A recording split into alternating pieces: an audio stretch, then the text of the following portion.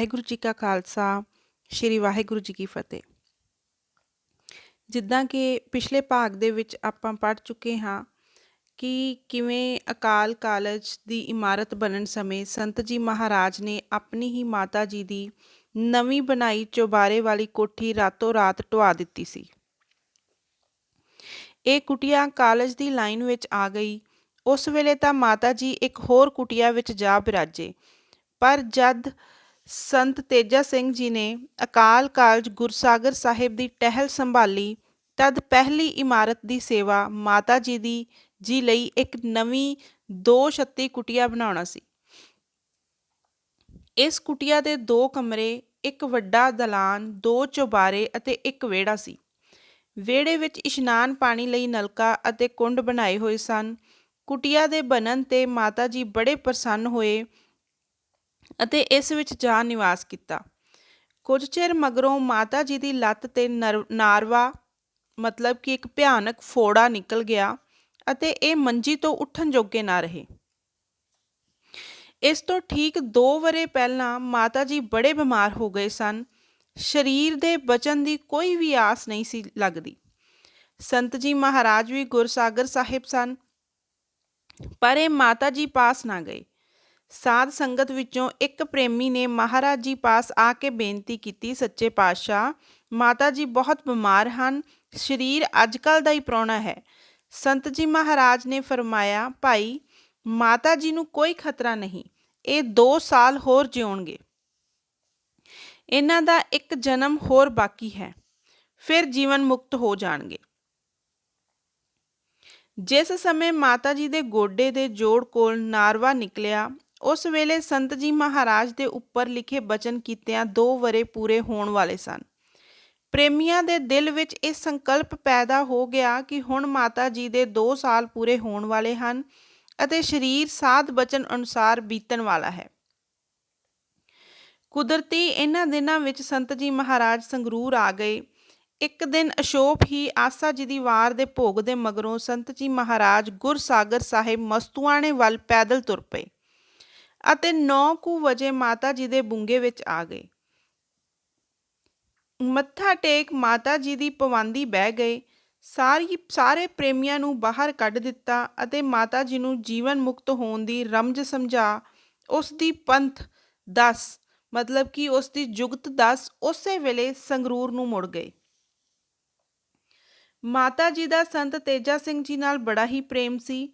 ਉਹ ਉਹਨਾਂ ਨੂੰ ਸਦਾ ਪੁੱਤ ਕਹਿ ਕੇ ਬੁਲਾਉਂਦੇ ਅਤੇ ਕਈ ਵਾਰ ਪ੍ਰੇਮ ਨਾਲ ਕੰਧ ਤੇ ਹੱਥ ਫੇਰ ਕੇ ਆਖਦੇ, ਪੁੱਤ, ਤੂੰ ਸੰਤਾਂ ਦੀ ਬੜੀ ਸੇਵਾ ਕਰਨੀ ਹੈ, ਤੇਰੇ ਤੇ ਸਤਿਗੁਰੂ ਅਤੇ ਸੰਤ ਜੀ ਮਹਾਰਾਜ ਦੀ ਬੜੀ ਕਿਰਪਾ ਹੈ। ਇਸ ਦਿਨ ਕਾਲਜ ਦੀ ਪੜ੍ਹਾਈ ਅਤੇ ਸੇਵਾ ਦੇ ਮਗਰੋਂ ਜਦ ਉਹ ਸ਼ਾਮ ਵੇਲੇ ਸੰਤ ਜੀ ਦੇ ਬੁੰਗੇ ਗਏ, ਤਦ ਮਾਤਾ ਜੀ ਇਕੱਲੇ ਹੀ ਬੈਠੇ ਸਨ। ਆਪਣਾ ਅੰਗ ਸਮਝ ਕੇ ਮਾਤਾ ਜੀ ਨੇ ਸੰਤ ਜੀ ਮਹਾਰਾਜ ਦੀ ਮਿਹਰ ਦੀ ਸਾਰੀ ਵਿਥਿਆ ਆਖ ਸੁਣਾਈ। ਪੁੱਤ, ਸੰਤ ਬੜੇ ਪ੍ਰੇਮ ਨਾਲ ਮੇਰੀ ਪਵਾਂਦੀ ਬਹਿ ਗਏ ਅਤੇ ਸਾਰਿਆਂ ਨੂੰ ਬਾਹਰ ਕੱਢ ਦਿੱਤਾ। ਮੈਨੂੰ ਆਖਣ ਲੱਗੇ, ਮਾਤਾ ਜੀ, ਭਾਵੇਂ ਕਿੰਨੀ ਹੀ ਤਕਲੀਫ ਹੋਵੇ, ਰਜਾ ਵਿੱਚ ਰਹਿਣਾ ਸੀ, ਤੀਕਰ ਨਹੀਂ ਕਰਨੀ ਤੁਸੀਂ, ਫਿਰ ਜੰਮ ਕੇ ਕੀ ਲੈਣਾ ਹੈ, ਆਪਣਾ ਸਾਰਾ ਲੇਖਾ ਐਤਕੀ ਹੀ ਸਰੀਰ ਵਿੱਚ ਮੁਕਾ ਜਾਓ। ਇਸ ਦੇ ਮਗਰੋਂ ਅਭੇਦਤਾ ਦਾ ਉਪਦੇਸ਼ ਦੇ ਕੇ ਚਲੇ ਗਏ। ਮੇਰੇ ਦਿਲ ਵਿੱਚ ਮਹਾਰਾਜ ਜੀ ਦੀ ਗੱਲ ਬੈਠ ਗਈ ਹੈ ਅਤੇ ਹੁਣ ਆਪਣਾ ਆਪ ਸਾਰਿਆਂ ਵਿੱਚ ਦੇਖ ਕੇ ਆਨੰਦ ਰਹਾਂਗੀ, ਹੁਕਮ ਪੂਰਾ ਮੰਨਾਂਗੀ। ਇਸ ਦੇ ਮਗਰੋਂ ਮਾਤਾ ਜੀ ਨੂੰ ਗੋਡੇ ਦੀ ਬੜੀ ਕਰੜੀ ਪੀੜ ਰਹੀ।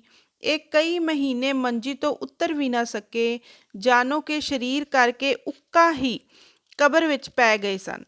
ਪਰ ਇਹ ਆਪਣੇ ਆਤਮ ਆਨੰਦ ਵਿੱਚ ਮਸਤ ਰਹੇ ਅਤੇ ਇਹਨਾਂ ਦੀ ਜ਼ਬਾਨ 'ਤੇ ਸਿਵਾਏ ਸ਼ੁਕਰ ਦੇ ਕੋਈ ਅੱਖਰ ਨਹੀਂ ਆਇਆ। ਰਜਾ ਦਾ ਰੂਪ ਬਣ ਜਿਹੜਾ ਲੇਖਾ ਇਹਨਾਂ ਨੇ ਅਗਲੇ ਜਨਮ ਧਾਰ ਕੇ ਮੁਕਾਉਣਾ ਸੀ, ਉਹ ਸੰਤ ਜੀ ਮਹਾਰਾਜ ਦਾ ਬਚਨ ਮੰਨ ਸਰੀਰ ਤੋਂ ਉਪਰਾਮ ਹੋ ਦੁੱਖ ਵਿੱਚ ਸੁੱਖ ਮਨਾ ਥੋੜ੍ਹੇ ਮਹੀਨਿਆਂ ਵਿੱਚ ਹੀ ਅਸਹਿ ਕਸ਼ਟ ਭੋਗ ਕੇ ਪੂਰਾ ਕਰ ਦਿੱਤਾ ਅਤੇ ਧਰਮ ਰਾਏ ਦੀ ਕਾਨ ਮੁਕਾ ਦਿੱਤੀ। ਹੁਣ ਮਾਤਾ ਜੀ ਦੇ ਚਲਾਣੇ ਦਾ ਸਮਾਂ ਆ ਗਿਆ। ਨਿਮਾਣੀ ਦਾ ਜੋੜ ਮੇਲਾ ਨੇੜੇ ਹੀ ਸੀ। ਚਲਾਣੇ ਤੋਂ ਕੁਝ ਦਿਨ ਪਹਿਲਾਂ ਦਾਸ ਨੇ ਮਾਤਾ ਜੀ ਦੀ ਸੇਵਾ ਵਿੱਚ ਬੇਨਤੀ ਕੀਤੀ, ਮਾਤਾ ਜੀ, ਹੁਕਮ ਦਿਓ ਤਾਂ ਸੰਤ ਜੀ ਮਹਾਰਾਜ ਨੂੰ ਬੁਲਾਵਾ ਭੇਜੀਏ। ਮਾਤਾ ਜੀ ਭਾਵੇਂ ਬੜੇ ਕਮਜ਼ੋਰ ਹੋ ਚੁੱਕੇ ਸਨ ਤੇ ਮੰਜੇ ਉੱਤੇ ਪਏ ਰਹਿੰਦੇ ਸਨ, ਪਰ ਬੜੇ ਸਾਵਧਾਨ ਹੋ ਕੇ ਬੋਲੇ, ਪੁੱਤ, ਸੰਤਾਂ ਨੂੰ ਕੀ ਤਕਲੀਫ ਦੇਣੀ ਹੈ? ਸੰਤ ਸਰਬ ਵਿਆਪੀ ਹਨ, ਉਹ ਤਾਂ ਇਸ ਵੇਲੇ ਮੇਰੇ ਕੋਲ ਹੀ ਬੈਠੇ ਹਨ। ਇਹ ਬਚਨ ਸੁਣ ਕੇ ਦਾਸ ਦਾ ਹਿਰਦਾ ਗਦਗਦ ਹੋ ਗਿਆ ਤੇ ਮਾਤਾ ਜੀ ਦਾ ਉਹ ਦਿਵਸ ਯਾਦ ਆ ਗਿਆ ਜਦੋਂ ਪੁੱਤਰ ਭਾਵਨਾ ਵਿੱਚ ਸੇਵੀਆਂ ਦਾ ਥਾਲ ਪਰੋਸ ਕੇ ਸੰਤ ਜੀ ਮਹਾਰਾਜ ਦੀ ਕੰਧ ਤੇ ਹੱਥ ਫੇਰਨ ਦਾ ਸੰਕਲਪ ਪੂਰਾ ਕੀਤਾ ਸੀ। ਜ਼ਬਾਨ ਤੋਂ ਆਪਣੇ ਆਪ ਹੀ ਇਹ ਅੱਖਰ ਨਿਕਲੇ, ਧੰਨ ਸੰਤ ਤੇ ਧੰਨ ਸੰਤ ਦੀ ਮਾਤਾ, ਜਿਸ ਨੇ ਪੁੱਤਰ ਭਾਵਨਾ ਤੋੜ ਕੇ ਸੰਤ ਭਾਵਨਾ ਪਰਪੱਕ ਕਰਕੇ ਆਪਣੇ ਸੰਤ ਪੁੱਤਰ ਦਾ ਬਚਨ ਕਮਾ ਦ੍ਰਿਸ਼ਟਮਾਨ ਦਾ ਮੋਹ ਤੋੜ ਆਤਮ ਪਦਵੀ ਦੀ ਪ੍ਰਾਪਤੀ ਕੀਤੀ ਹੈ। ਨਿਮਾਣੀ ਤੋਂ 2-3 ਦਿਨ ਪਹਿਲਾਂ ਮਾਤਾ ਜੀ ਬਹੁਤ ਕਮਜ਼ੋਰ ਹੋ ਗਏ। ਦਾਲ, ਫੁਲਕਾ, ਖਿਚੜੀ ਆਦਿ ਸਭ ਛੁੱਟ ਗਏ ਤੇ ਨਿਰੇ ਦੁੱਧ ਤੇ ਦਾਲ ਦੇ ਪਾਣੀ ਤੇ ਆ ਗਏ। ਸਰੀਰ ਦਿਨੋਂ ਦਿਨ ਕਮਜ਼ੋਰ ਹੁੰਦਾ ਗਿਆ, ਪਰ ਸੁਰਤ ਚੜ੍ਹਦੀ ਕਲਾ ਵਿੱਚ ਰਹੀ। ਸੰਤ ਜੀ ਮਹਾਰਾਜ ਜੋੜ ਮੇਲੇ ਦੇ ਪਹਿਲੇ ਦਿਨ ਹੀ 4 ਵਜੇ ਦੇ ਕਰੀਬ ਗੁਰਸਾਗਰ ਸਾਹਿਬ ਆ ਗਏ ਤੇ ਸਿੱਧਾ ਦੀਵਾਨ ਸਥਾਨ ਵਿੱਚ ਪੁੱਜ ਕੇ ਸ੍ਰੀ ਗੁਰੂ ਗ੍ਰੰਥ ਸਾਹਿਬ ਜੀ ਦੀ ਤਾਬਿਆ ਸੱਜ ਗਏ। ਦੀਵਾਨ ਭਰਪੂਰ ਹੋ ਗਿਆ ਤੇ ਸ਼ਬਦ ਦੀ ਘਨ ਘੋਰ ਵੱਜ ਗਈ। ਰਾਤ ਦੇ 9 ਵਜੇ ਦੀਵਾਨ ਤੋਂ ਉੱਠ ਕੇ ਆਪਣੇ ਬੁੰਗੇ ਵਿੱਚ ਗਏ ਤੇ ਪ੍ਰਸ਼ਾਦ ਪਾਣੀ ਛਕ ਕੇ ਕੋਠੇ ਤੇ ਬਿਰਾਜ ਗਏ। ਅੰਮ੍ਰਿਤ ਵੇਲੇ 3 ਵਜੇ ਹੀ ਦੀਵਾਨ ਵਿੱਚ ਦਰਸ਼ਨ ਦੇ ਕੇ ਨਿਹਾਲ ਕੀਤਾ। ਇੱਧਰ ਸੰਤ ਜੀ ਮਹਾਰਾਜ ਸਾਧ ਸੰਗਤ ਨੂੰ ਸ਼ਬਦ ਦੀ ਕਾਰੇ ਲਾ ਕੇ ਨਾਮ ਬਾਣੀ ਦੀ ਗੂੜੀ ਰੰਗਣ ਚਾੜ ਰਹੇ ਸਨ। ਉਧਰ ਮਾਤਾ ਜੀ ਆਪਣੇ ਰੰਗ ਵਿੱਚ ਮਸਤ ਆਪਣੇ ਸੱਚਖੰਡ ਪਿਆਣੇ ਦੀ ਤਿਆਰੀ ਕਰ ਰਹੇ ਸਨ। 10 ਕੁ ਵਜੇ ਇੱਕ ਪ੍ਰੇਮੀ ਨੇ ਮਾਤਾ ਜੀ ਦੀ ਇਸ ਤਿਆਰੀ ਦੀ ਖਬਰ ਦਾਸ ਨੂੰ ਦਿੱਤੀ। ਝੱਟ ਦਾਸ ਮਾਤਾ ਜੀ ਦੇ ਬੁੰਗੇ ਵਿੱਚ ਪਹੁੰਚਿਆ। ਕੀ ਦੇਖਦਾ ਹੈ ਕਿ ਮਾਤਾ ਜੀ ਦਾ ਸਰੀਰ ਤੋਂ ਉਪਰਾਮ ਆਪਣੇ ਆਪ ਵਿੱਚ ਮਸਤ ਆਪਣੀ ਚਾਰਪਾਈ ਤੇ ਅਡੋਲ ਪਏ ਹਨ। ਚਿਹਰਾ ਖੇੜੇ ਵਿੱਚ ਹੈ ਤੇ ਮਿੰਟ ਮਗਰੋਂ ਹੋਠ 5-6 ਵਾਰੀ ਇੰਨੀ ਤੇਜ਼ੀ ਨਾਲ ਫਰਕਦੇ ਅਤੇ ਵਾਹਿਗੁਰੂ ਮੰਤਰ ਉਚਾਰਦੇ ਹਨ ਕਿ ਜਿਸ ਤਰ੍ਹਾਂ ਕੋਈ ਇਹਨਾਂ ਨੂੰ ਬਿਜਲੀ ਦੀ ਸਵਿੱਚ ਦੁਆਰਾ ਚਲਾਉਂਦਾ ਹੈ। ਥੋੜੇ ਚਿਰ ਮਗਰੋਂ ਮਾਤਾ ਜੀ ਦਾ ਸਰੀਰ ਸ਼ਾਂਤ ਹੋ ਗਿਆ। ਦੀਵਾਨ ਇਸ ਵੇਲੇ ਪੂਰੇ ਜੋਬਨ ਵਿੱਚ ਸੀ ਤੇ ਮਹਾਂ ਆਕਾਸ਼ ਵਿੱਚ ਸ਼ਬਦ ਦੀ ਆਤਮਕ ਲਹਿਰ ਭਰਪੂਰ ਸੀ। ਸੰਗਤ ਨੇ ਇੱਧਰ ਮਾਤਾ ਜੀ ਨੂੰ ਇਸ਼ਨਾਨ ਪਾਣੀ ਕਰਾ ਕੇ ਬਿਬਾਨ ਤਿਆਰ ਕੀਤਾ ਤੇ ਉਧਰ ਸੰਤ ਜੀ ਮਹਾਰਾਜ ਦੀ ਸੇਵਾ ਵਿੱਚ ਬੇਨਤੀ ਕਰ ਭੇਜੀ। ਸ਼ਬਦ ਦਾ ਭੋਗ ਪਾ ਕੇ ਤੇ ਇੱਕ ਸਿੰਘ ਨੂੰ ਤਾਬਿਆ ਸਜਾ ਕੇ ਸੰਤ ਜੀ ਮਹਾਰਾਜ ਮਾਤਾ ਜੀ ਦੇ ਬੁੰਗੇ ਦੇ ਸਾਹਮਣੇ ਆ ਗਏ। ਪ੍ਰੇਮੀਆਂ ਨੇ ਮਾਤਾ ਜੀ ਦੀ ਅਰਥੀ ਨੂੰ ਚੁੱਕ ਲਿਆ ਤੇ ਇਸ ਦੇ ਅੱਗੇ ਅਤੇ ਪਿੱਛੇ ਹਜ਼ਾਰਾਂ ਸੰਗਤਾਂ ਸ਼ਬਦ ਕੀਰਤਨ ਕਰਦੀਆਂ ਟੁਰ ਪਈਆਂ। ਸੰਤ ਜੀ ਮਹਾਰਾਜ ਮਾਤਾ ਜੀ ਦੇ ਮਗਰ ਹੋ ਟੁਰੇ। ਦਾਸ ਵੀ ਸੰਤ ਜੀ ਮਹਾਰਾਜ ਦੇ ਨਾਲ ਸੀ। ਦਾਸ ਨੇ ਹੌਲੀ ਜਿਹੀ ਸੰਤ ਜੀ ਮਹਾਰਾਜ ਨੂੰ ਹੱਥ ਜੋੜ ਕੇ ਆਖਿਆ, ਸੱਚੇ ਪਾਤਸ਼ਾਹ। ਦਾਸ ਨੂੰ ਪ੍ਰਤੀਤ ਹੁੰਦਾ ਹੈ ਕਿ ਮਾਤਾ ਜੀ ਨੇ ਜੀਵਨ ਮੁਕਤ ਹੋ ਕੇ ਸਰੀਰ ਛੱਡਿਆ ਹੈ। ਸੰਤ ਜੀ ਮਹਾਰਾਜ ਨੇ ਫਰਮਾਇਆ, ਹਾਂ ਭਾਈ, ਕਈ ਜਨਮ ਦੀ ਕਮਾਈ ਸੀ ਐਤਕੀ ਪੂਰੀ ਹੋ ਗਈ ਹੈ। ਫਿਰ ਇੱਕ ਖਾਸ ਰੰਗ ਵਿੱਚ ਆਖਿਆ, ਤੇਜਾ ਸਿੰਘ ਜੀ, ਅਸੀਂ ਦੀਵਾਨ ਛੱਡ ਕੇ ਕਦੇ ਵੀ ਨਾ ਆਉਂਦੇ, ਪਰ ਪ੍ਰੇਮੀ ਆਖਦੇ ਜੱਟ ਆਕੜ ਗਿਆ ਹੈ, ਮਾਂ ਮਰੀ ਤੇ ਵੀ ਨਹੀਂ ਆਇਆ। ਥੋੜੇ ਚਿਰ ਵਿੱਚ ਹੀ ਅਕਾਲ ਬੁੰਗਾ ਆ ਗਿਆ। ਇਸ ਦੇ ਖੱਬੇ ਹੱਥ ਕੋਟ ਦੇ ਨਾਲ ਅੰਗੀਠੇ ਦੀ ਤਿਆਰੀ ਕੀਤੀ ਹੋਈ ਸੀ। ਸਾਰੀ ਸਮੱਗਰੀ ਅੱਗੇ ਹੀ ਆਈ ਹੋਈ ਸੀ। ਬੜੇ ਸਤਿਕਾਰ ਨਾਲ ਮਾਤਾ ਜੀ ਦਾ ਸਰੀਰ ਚਿਖਾ ਤੇ ਟਿਕਾ ਕੇ ਘੀ ਅਤੇ ਹੋਰ ਸਮੱਗਰੀ ਉੱਤੇ ਪਾ ਅਰਦਾਸਾ ਸੋਧ ਕੇ ਸਾਧ ਸੰਗਤ ਨੇ ਬੜੇ ਪ੍ਰੇਮ ਨਾਲ ਮਾਤਾ ਜੀ ਦਾ ਸੰਸਕਾਰ ਕੀਤਾ। ਥੋੜਾ ਚਿਰ ਇੱਥੇ ਕੀਰਤਨ ਕਰਕੇ ਸੋਹਲੇ ਦਾ ਪਾਠ ਤੇ ਅਰਦਾਸੇ ਮਗਰੋਂ ਸੰਤ ਜੀ ਮਹਾਰਾਜ ਅਤੇ ਸਾਰੀ ਸੰਗਤ ਦੀਵਾਨ ਅਸਥਾਨ ਵਿੱਚ ਸ਼ਬਦ ਪੜ੍ਹਦੇ ਆ ਗਏ ਤੇ ਦੀਵਾਨ ਦਾ ਠਾਠ ਪੂਰਾ ਬਣ ਗਿਆ।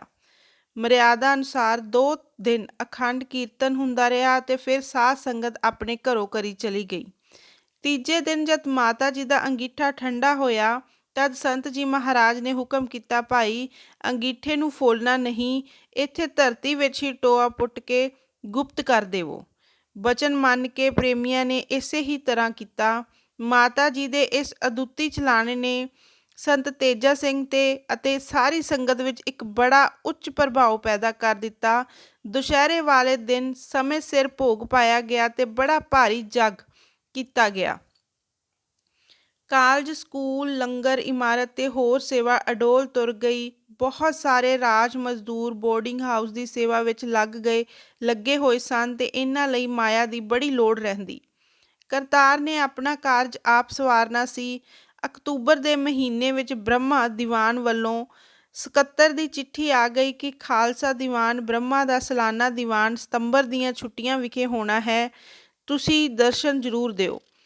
ਸੰਤ ਤੇਜਾ ਸਿੰਘ ਨੇ ਸਾਧ ਸੰਗਤ ਦੀ ਹਾਜ਼ਰੀ ਭਰਨੀ ਪ੍ਰਵਾਨ ਕਰ ਲਈ ਤੇ 3 ਕੁ ਹਫ਼ਤੇ ਮਗਰੋਂ ਬਰਮਾ ਦੀਵਾਨ ਦੇ ਸਕੱਤਰ ਨੇ ਉਹਨਾਂ ਨੂੰ 500 ਦਮੜਾ ਸਫ਼ਰ ਖਰਚ ਲਈ ਭੇਜ ਦਿੱਤਾ।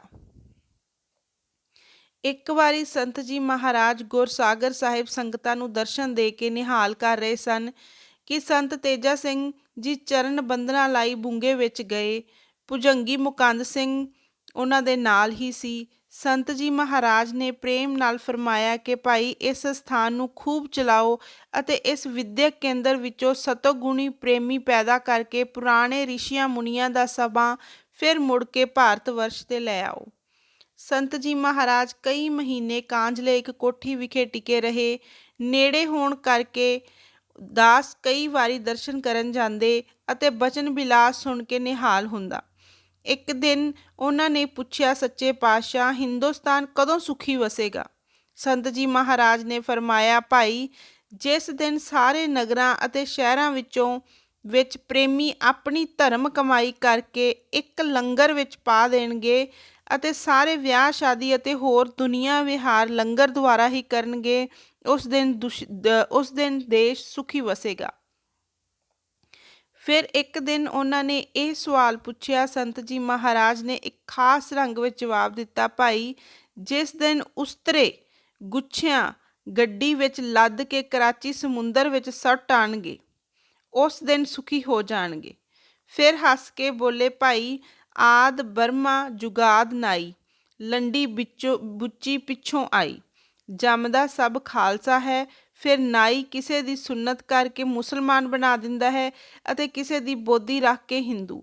ਇਹ ਫੋਕਟ ਬਣਾਵਟ ਸਾਰੇ ਦੁੱਖ ਲੜਾਈ ਝਗੜੇ ਦਾ ਕਾਰਨ ਬਣ ਜਾਂਦੀ ਹੈ।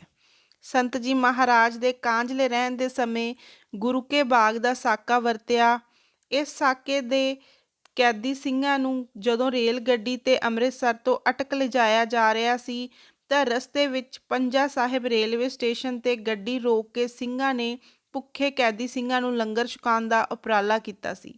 ਡਰਾਈਵਰ ਨੂੰ ਪੰਜਾ ਸਾਹਿਬ ਸਟੇਸ਼ਨ ਤੇ ਗੱਡੀ ਰੋਕਣ ਦਾ ਹੁਕਮ ਨਹੀਂ ਸੀ, ਪਰ ਬਹਾਦਰ ਸਿੰਘਾਂ ਨੇ, ਜਿਨ੍ਹਾਂ ਵਿੱਚ ਭਾਈ ਕਰਮ ਸਿੰਘ ਤੇ ਪ੍ਰਤਾਪ ਸਿੰਘ ਸ਼ਾਮਲ ਸਨ, ਤੇ ਹੋਰ ਸਿੰਘਾਂ ਦੇ ਨਾਲ ਮਿਲ ਕੇ ਗੱਡੀ ਦੀ ਲਾਈਨ ਤੇ ਲੰਮੇ ਪੈ ਗਏ। ਭਾਈ ਕਰਮ ਸਿੰਘ ਤੇ ਭਾਈ ਪ੍ਰਤਾਪ ਸਿੰਘ ਤਾਂ ਗੱਡੀ ਥੱਲੇ ਆ ਕੇ ਸ਼ਹੀਦੀ ਪਾ ਗਏ ਅਤੇ ਗੱਡੀ ਰੁਕ ਗਈ। ਇਸ ਤਰ੍ਹਾਂ ਗੁਰਸਿੱਖਾਂ ਦੀ ਸੇਵਾ ਸੰਭਾਲ ਹੋਈ। ਭਰੋਸੇਯੋਗ ਵਸੀਲੇ ਤੋਂ ਪਤਾ ਲੱਗਾ ਹੈ ਕਿ ਐਨ ਇਸ ਸਾਕੇ ਦੇ ਵਰਤਣ ਸਮੇਂ ਜਦੋਂ ਸਿੰਘ ਅਰਦਾਸਾ ਸੋਧ ਕੇ ਗੱਡੀ ਦੀ ਲਾਈਨ ਉੱਤੇ ਲੰਮੇ ਪੈ ਕੇ ਗੱਡੀ ਰੋਕਣ ਲੱਗੇ ਤਾਂ ਉਸ ਸਮੇਂ ਸੰਤ ਅਤਰ ਸਿੰਘ ਜੀ ਮਹਾਰਾਜ ਕਾਂਜਲੇ ਵਿਖੇ ਇੱਕ ਕਮਰੇ ਵਿੱਚ ਬੈਠੇ ਸਨ। ਆਪ ਇੱਕ ਖਾਸ ਰੰਗ ਵਿੱਚ ਆ ਗਏ ਅਤੇ ਬੜੀ ਕਾਹਲੀ ਨਾਲ ਉੱਠ ਕੇ ਆਪਣੇ ਸੱਜੇ ਹੱਥ ਦਾ ਪੰਜਾ ਜੋਸ਼ ਤੇ ਸਖਤੀ ਨਾਲ ਦੀਵਾਰ ਉੱਤੇ ਲਾ ਕੇ ਖੜੇ ਰਹੇ। ਸੇਵਕਾਂ ਦੇ ਪੁੱਛਣ ਤੇ ਸੰਤ ਜੀ ਮਹਾਰਾਜ ਨੇ ਫਰਮਾਇਆ ਕਿ ਇਸ ਦਾ ਕਾਰਨ ਕੱਲ੍ਹ ਤੱਕ ਪਤਾ ਲੱਗ ਜਾਵੇਗਾ। ਜਿਸ ਤੇਜ਼ੀ ਨਾਲ ਗੱਡੀ ਆ ਰਹੀ ਸੀ ਅਤੇ ਜਿਸ ਤਰੀਕੇ ਨਾਲ ਇਹ ਦੋ ਸਿੰਘਾਂ ਦੀ ਸ਼ਹੀਦੀ ਪਾਉਣ ਤੇ ਗੱਡੀ ਖੜੀ ਹੋ ਗਈ, ਇਹ ਸੰਤ ਜੀ ਮਹਾਰਾਜ ਨੇ ਆਪਣੀ ਆਤਮਕ ਸੱਤਿਆ ਨਾਲ ਹੀ ਸਿੰਘਾਂ ਦੀ ਸਹਾਇਤਾ ਕੀਤੀ, ਨਹੀਂ ਤਾਂ ਇਸ ਤੇਜ਼ ਆ ਰਹੀ ਗੱਡੀ ਥੱਲੇ ਆ ਕੇ ਸੈਂਕੜਿਆਂ ਦੀ ਗਿਣਤੀ ਵਿੱਚ ਰੇਲ ਦੇ ਲਾਈਨ ਤੇ ਬੈਠੇ ਸਿੰਘ ਸ਼ਹੀਦੀਆਂ ਪਾ ਜਾਂਦੇ। ਹੁਣ ਸੰਤ ਜੀ ਮਹਾਰਾਜ ਦੇ ਨੇਤਰਾਂ ਵਿੱਚ ਮੋਤੀਆ ਪੱਕ ਗਿਆ ਅਤੇ ਨਿਗਾਹ ਬਿਲਕੁਲ ਹੀ ਬੰਦ ਹੋ ਗਈ। ਇੱਕ ਸੇਵਕ ਡਾਕਟਰ ਮਥੁਰਾ ਦਾਸ ਜੀ ਪਾਸ ਮੋਗੇ ਗਏ ਅਤੇ ਉਹਨਾਂ ਨੇ ਬੜੇ ਪ੍ਰੇਮ ਨਾਲ ਬਚਨ ਕੀਤਾ ਕਿ ਅਸੀਂ ਹਫ਼ਤੇ ਦੇ ਅੰਦਰ ਅੰਦਰ ਸੰਗਰੂਰ ਪੁੱਜ ਕੇ ਸੰਤ ਜੀ ਮਹਾਰਾਜ ਦਾ ਆਪਰੇਸ਼ਨ ਆਪਣੇ ਹੱਥੀਂ ਕਰਾਂਗੇ। ਇਸ ਵਾਸਤੇ ਸੰਤ ਜੀ ਮਹਾਰਾਜ ਨੇ ਕਾਂਜਲੇ ਤੋਂ ਰਾਮਨਗਰ ਸੀਵੀਆਂ ਸਰਦਾਰ ਗੋਬਿੰਦ ਸਿੰਘ ਜੀ ਦੀ ਕੋਠੀ ਜਾਣ ਦਾ ਗੁਰਮਤਾ ਕਰ ਲਿਆ ਤਾਂ ਕਿ ਡਾਕਟਰ ਸਾਹਿਬ ਵੀ ਆਰਾਮ ਨਾਲ ਪੁੱਜ ਸਕਣ ਅਤੇ ਦਵਾਈ ਧਰਮਲ ਵੀ ਜਿਸ ਦੀ ਲੋੜ ਪਵੇ ਵੇਲੇ ਸਿਰ ਪੁੱਜ ਜਾਵੇ। ਐਨ ਬਚਨ ਅਨੁਸਾਰ ਡਾਕਟਰ ਮਥੁਰਾ ਦਾਸ ਜੀ ਇਸ ਕੋਠੀ ਪੁੱਜ ਗਏ ਅਤੇ ਪੂਰੇ ਪ੍ਰੇਮ ਅਤੇ ਜੁਗਤ ਨਾਲ ਸੰਤ ਜੀ ਮਹਾਰਾਜ ਦੀ ਇੱਕ ਅੱਖ ਦਾ ਆਪਰੇਸ਼ਨ ਕੀਤਾ। 1-2 ਦਿਨ ਕੋਲ ਰਹੇ ਅਤੇ ਫਿਰ ਸੇਵਕਾਂ ਨੂੰ ਸਮਝਾ ਗਏ ਕਿ 7 ਦਿਨ ਅੰਦਰ ਹਨੇਰੇ ਵਿੱਚ ਹੀ ਬੈਠਣ। ਪੱਟੀ ਖੋਲ੍ਹਣ ਦੇ ਸਮੇਂ ਮੈਂ ਆਪ ਪੁੱਜ ਕੇ ਜਾਂ ਕਿਸੇ ਸਿਆਣੇ ਡਾਕਟਰ ਨੂੰ ਭੇਜ ਕੇ ਐਨਕਾਂ ਦੇ ਜਾਵਾਂਗਾ। ਐਨਕ ਦੇ ਮਗਰੋਂ ਵੀ ਸੰਤ ਜੀ ਮਹਾਰਾਜ 50 ਦਿਨ ਉੱਚੀ ਨਾ ਬੋਲਣ ਅਤੇ ਕਿਸੇ ਨੂੰ ਦਰਸ਼ਨ ਮੇਲੇ ਦੀ ਆਗਿਆ ਨਾ ਦੇਣ। ਪਰ ਕਰਤਾਰ ਦੀ ਨੇਤ ਰਾਮਨਗਰ ਸੀਵੀਆਂ ਆਪਰੇਸ਼ਨ ਕਰਾਉਣ ਤੋਂ ਪਹਿਲਾਂ ਸੰਤ ਜੀ ਮਹਾਰਾਜ ਗੁਰੂ ਤੇਗ ਬਹਾਦਰ ਅਤੇ ਸਤਿਗੁਰੂ ਕਲਗੀਆਂ ਵਾਲੇ ਦੇ ਗੁਰੂ ਕਾਸ਼ੀ ਤਲਵੰਡੀ ਸਾਬੋ ਵਿਖੇ ਬਚਨ ਪੂਰਾ ਕਰਨ ਹਿੱਤ ਕਮਰ ਕੱਸਾ ਕਰ ਚੁੱਕੇ ਸਨ। ਸਿੱਖ ਇਤਿਹਾਸ ਦੇ ਸਾਰੇ ਪਾਠਕਾਂ ਨੂੰ ਪਤਾ ਹੈ ਕਿ ਜਦੋਂ ਗੁਰੂ ਤੇਗ ਬਹਾਦਰ ਜੀ ਮਹਾਰਾਜ ਔਰੰਗਜ਼ੇਬ ਦੇ ਬੁਲਾਏ ਹੋਏ ਦਿੱਲੀ ਜਾ ਰਹੇ ਸਨ, ਰਸਤੇ ਵਿੱਚ ਤਲਵੰਡੀ ਸਾਬੋ ਬਿਰਾਜੇ ਤੇ ਇੱਕ ਮਟੀਲ ਦੇ ਪਾਸ ਉਸ ਦੀਆਂ ਜੜ੍ਹਾਂ ਵਿੱਚ ਡੇਰਾ ਕੀਤਾ। ਸਾਧ ਸੰਗਤ ਨੇ ਅਰਜ਼ ਕੀਤੀ, ਸੱਚੇ ਪਾਤਸ਼ਾਹ ਮਟੀਲ ਤੇ ਆਸਣ ਜਮਾਓ, ਉੱਥੇ ਸੋਹਣੀ ਹਵਾ ਲੱਗੇਗੀ। ਜਾਣੀ ਜਾਣ ਸਤਿਗੁਰੂ ਨੇ ਫਰਮਾਇਆ, ਭਾਈ ਸਾਨੂੰ ਹੇਠਾਂ ਹੀ ਠਹਿਰਨ ਦਾ ਹੁਕਮ ਹੈ, ਮਟੀਲ ਤੇ ਸਾਡੇ ਮਗਰੋਂ ਸਾਥੋਂ ਬਲੀ ਆ ਕੇ ਬੈਠਣਗੇ। ਸੇਵਕਾਂ ਨੇ ਪੁੱਛਿਆ, ਸੱਚੇ ਪਾਤਸ਼ਾਹ ਹਜੂਰ ਤੋਂ ਬਲੀ ਕੌਣ ਹੋ ਸਕਦਾ ਹੈ? ਤੇ ਸਤਿਗੁਰੂ ਨੇ ਫਰਮਾਇਆ, ਭਾਈ ਸਾਹਿਬਜ਼ਾਦਾ ਗੁਰੂ ਗੋਬਿੰਦ ਸਿੰਘ ਜੀ ਮਹਾਰਾਜ। ਇਸ ਸਮੇਂ ਗੁਰੂ ਤੇਗ ਬਹਾਦਰ ਹਿੰਦ ਦੀ ਚਾਦਰ ਇੱਕ ਬੇਰੀ ਦੀ ਠੰਡੀ ਛਾਂ ਹੇਠਾਂ ਜਾ ਬਿਰਾਜੇ। ਇਹਦੇ ਕੋਲ ਇੱਕ ਕੱਚਾ ਟੋਭਾ ਸੀ। ਸੱਚੇ ਪਾਤਸ਼ਾਹ ਟੋਭੇ ਵਿੱਚ ਵੜ ਗਏ ਅਤੇ ਕੁਝ ਮਿੱਟੀ ਪੁੱਟ ਕੇ ਆਪਣੇ ਦੁਸ਼ਾਲੇ ਵਿੱਚ ਪਾ ਬਾਹਰ ਆ ਕੇ ਕੰਢੇ 'ਤੇ ਸੁੱਟ ਦਿੱਤੀ ਅਤੇ ਫਰਮਾਇਆ, ਇੱਕ ਦਿਨ ਇਹ ਗੁਰੂਸਰ ਤੀਰਥ ਹੋਵੇਗਾ। ਗੁਰੂ ਸੱਚੇ ਪਾਤਸ਼ਾਹ ਇਹ ਬਚਨ ਕਰ ਰਸਤੇ ਵਿੱਚ ਕਈ ਜਗ੍ਹਾ ਪ੍ਰੇਮੀਆਂ ਦਾ ਪ੍ਰੇਮ ਪੂਰਾ ਕਰਦੇ ਹੋਏ ਦਿੱਲੀ ਪੁੱਜੇ ਤੇ ਉੱਥੇ ਔਰੰਗਜ਼ੇਬ ਦਾ ਰੋਹਬ ਅਤੇ ਹੰਕਾਰ ਮਿੱਟੀ ਵਿੱਚ ਮਿਲਾ ਕੇ ਆਪਣਾ ਸੀਸ ਸਾਰੀ ਸ੍ਰਿਸ਼ਟੀ ਵਿੱਚ ਧਰਮ ਦੀ ਨੀਂਹ ਪੱਕੀ ਕਰਨ ਹਿੱਤ ਬਲੀਦਾਨ ਕਰ ਦਿੱਤਾ। ਇਸ ਦੇ ਮਗਰੋਂ ਗੁਰੂ ਗੋਬਿੰਦ ਸਿੰਘ ਜੀ ਮਹਾਰਾਜ ਨੇ ਆਪਣੇ ਹੱਥੀਂ ਬੜੇ ਸਤਿਕਾਰ ਤੇ ਪ੍ਰੇਮ ਨਾਲ ਗੁਰੂ ਸੱਚੇ ਪਾਤਸ਼ਾਹ ਦਾ ਸੀਸ ਕੀਰਤਪੁਰ ਸਾਹਿਬ ਤੋਂ ਅਨੰਦਪੁਰ ਸਾਹਿਬ ਲਿਆਂਦਾ ਤੇ ਆਪਣੇ ਹੱਥੀਂ ਸੀਸ ਦਾ ਸੰਸਕਾਰ ਕੀਤਾ। ਸੰਸਕਾਰ ਅਸਥਾਨ ਦੇ ਸਾਹਮਣੇ ਦਸ਼ਮੇਸ਼ ਪਿਤਾ ਜੀ ਦੀ ਮੰਜੀ ਸਾਹਿਬ ਹੈ, ਜਿੱਥੇ ਸੰਸਕਾਰ ਦੇ ਸਮੇਂ ਮਹਾਰਾਜ ਦੇ ਦਿਲ ਵਿੱਚ ਜ਼ਾਲਮ ਤੇ ਹੰਕਾਰੀ ਰਾਜ ਦੀ ਜੜ ਪੁੱਟਣ ਵਾਸਤੇ ਜੋ ਵਲਵਲੇ ਉੱਠੇ ਉਹ ਸਤਿਗੁਰ ਆਪ ਹੀ ਜਾਣਦੇ ਹਨ। ਇਸ ਦ੍ਰਿੜ ਸੰਕਲਪ ਦੇ ਪੂਰਾ ਕਰਨ ਹਿੱਤ ਸਤਿਗੁਰ ਸੱਚੇ ਪਾਤਸ਼ਾਹ ਨੇ ਪਾਉਂਟਾ ਸਾਹਿਬ ਨੂੰ ਭਾਗ ਲਾਏ ਅਤੇ ਆਪਣਾ ਪਹਿਲਾ ਧਰਮ ਯੁੱਧ ਭੰਗਾਣੀ ਸਾਹਿਬ ਕੀਤਾ। ਫਿਰ ਅਨੰਦਪੁਰ ਸਾਹਿਬ ਆ ਕੇ ਖਾਲਸਾ ਪ੍ਰਗਟ ਕੀਤਾ ਤੇ ਇਸ ਵਿੱਚ ਨਾਮ ਰਸ, ਪ੍ਰੇਮ ਰਸ ਅਤੇ ਬੀਰ ਰਸ ਭਰ ਕੇ ਧਰਤੀ ਦਾ ਭਾਰ ਵੰਡਾਉਣ ਹਿੱਤ ਅਨੰਦਪੁਰ ਸਾਹਿਬ, ਚਮਕੌਰ ਸਾਹਿਬ, ਚਰਨ ਕਮਲ ਸਾਹਿਬ, ਮਾਛੀਵਾੜਾ, ਦੀਨਾ ਕਾਂਗੜਾ ਤੇ ਹੋਰ ਅਨੇਕਾਂ ਸਾਰੇ ਵਰਤਾਂ ਕੇ ਮੁਕਤਸਰ ਸਾਹਿਬ ਵਿਖੇ ਜਰਵਾਣਿਆਂ ਦਾ ਹੰਕਾਰ ਉੱਕਾ ਹੀ ਤੋੜ ਦਿੱਤਾ। ਜਦ ਇਹਨਾਂ ਦੀ ਕਮਰ ਇੱਥੇ ਟੁੱਟ ਗਈ ਤੇ ਪਿੱਛਾ ਕਰਨ ਜੋਗੇ ਨਾ ਰਹੇ, ਤਦ ਸਤਿਗੁਰ ਸੱਚੇ ਪਾਤਸ਼ਾਹ ਲੱਖੀ ਜੰਗਲ ਵਿਖੇ ਵਿਛੜੀਆਂ ਹੋਈਆਂ ਕਾਬਲ, ਕੰਧਾਰ, ਪੋਠੋਹਾਰ, ਧੰਨ ਤੇ ਹੋਰ ਸਮੂਹ ਸੰਗਤਾਂ ਨੂੰ ਦਰਸ਼ਨ ਦੇ ਕੇ ਦਮਦਮਾ ਸਾਹਿਬ ਪੁੱਜੇ। ਦਮਦਮੇ ਸਾਹਿਬ ਤਲਵੰਡੀ ਸਾਬੋ ਆਉਂਦਿਆਂ ਹੀ ਸਤਿਗੁਰੂ ਤੇਗ ਬਹਾਦਰ ਸਾਹਿਬ ਦੇ ਬੈਠਣ ਦੀ ਥਾਂ ਨਮਸਕਾਰ ਕਰਕੇ ਸਿੱਧਾ ਮਟੀਲ ਤੇ ਚੜ੍ਹ ਗਏ। ਇੱਥੇ ਬੈਠ ਕੇ ਕਮਰ ਕੱਸਾ ਖੋਲ੍ਹਿਆ ਤੇ ਹੱਸ ਕੇ ਫਰਮਾਇਆ, ਵਾਹ ਵਾਹ ਸਾਧ ਸੰਗਤ ਜੀ, ਅਨੰਦਪੁਰ ਸਾਹਿਬ ਦੀ ਹਵਾ ਆਉਂਦੀ ਹੈ। ਚੋਜੀ ਪਿਤਾ ਨੇ 9 ਮਹੀਨੇ 9 ਦਿਨ 9 ਪਹਿਰ 9 ਘੜੀ ਠਹਿਰ ਗੁਰੂ ਗ੍ਰੰਥ ਸਾਹਿਬ ਜੀ ਦੀ ਦਮਦਮੇ ਸਾਹਿਬ ਵਾਲੀ ਬੀੜ ਉਚਾਰੀ ਤੇ ਗੁਰੂ ਤੇਗ ਬਹਾਦਰ ਸਾਹਿਬ ਜੀ ਦੇ ਸ਼ਬਦ ਅਤੇ ਸ਼ਲੋਕ ਆਪਣੀ ਥਾਂ ਦਰਜ ਕੀਤੇ। ਇੱਕ ਅੱਖਰ ਦਾ ਭੇਦ ਕਰਕੇ ਗੁਰੂ ਹਰਗੋਬਿੰਦ ਸਾਹਿਬ ਦਾ ਵਾਕ ਪੂਰਾ ਕੀਤਾ।